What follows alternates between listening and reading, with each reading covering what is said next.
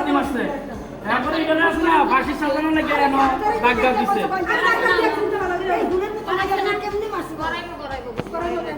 আটকে রাখবো গান লম্বইয়া দেব গা তাই কি করছে এনো লাঠিটা মারছে এর আগে তো মারতে চাইছিল তারা তিনজনে আমায় এদের ধরে রাখতে পারছে না তারা কোনো পুরাপুরি করে পারে না তো তিন দিয়ে লাঠি মেরে দিছে আগে জায়গা এখন কিছু করতে পারতো না আমি আছি না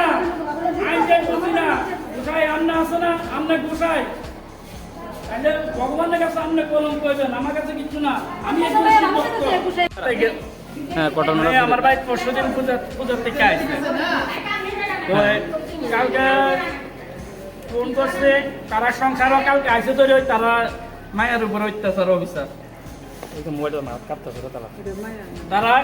কি করছে সকালবেলা তারা এনে লাঠি মারছে মায়াটারে মাইরা সেরা মেয়েটা বলে ফাঁসি দিছে আচ্ছা ফাঁসি দিছে যে কি জানি জুয়েল না তো থাকলো ঘরে ডাইরেক্ট লই বসছে নাকি মায়া লই বসছে পুলিশের খবর দিছে না না না তারা নিজেরা হসপিটাল লই বসছে মানে শ্বশুর বাড়ির লোকের মানে মায়ের আরে মেয়ে তো মামার বাড়ি লগই দুই বাড়ি পরে মেয়ের মামার বাড়ি তারাও জানাইছে না সাইডে আশেপাশের কোনো লোকেরা জানাইছে না তারা লই আসছে ওখানে আইসে আমি মেয়ের কোমরটা শরীরটা চেক করে দিয়ে গিয়ে এনে লাঠি মারছে লাঠি দিছে তাই